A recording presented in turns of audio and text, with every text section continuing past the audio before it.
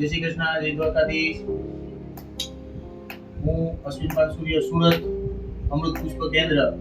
આજે આપણે અમૃત પુષ્પ અને સુજોગ થેરાપી બેના અદ્ભુત રિઝલ્ટો જાણીશું.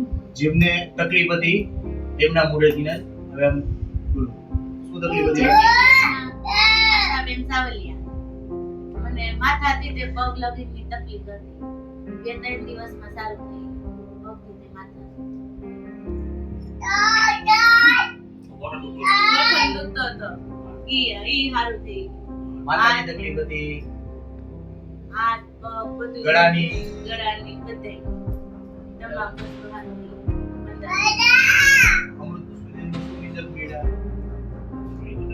અમૃત પુષ્પ શરીર ઘટે છે, દુખાવો ઓછો થાય છે.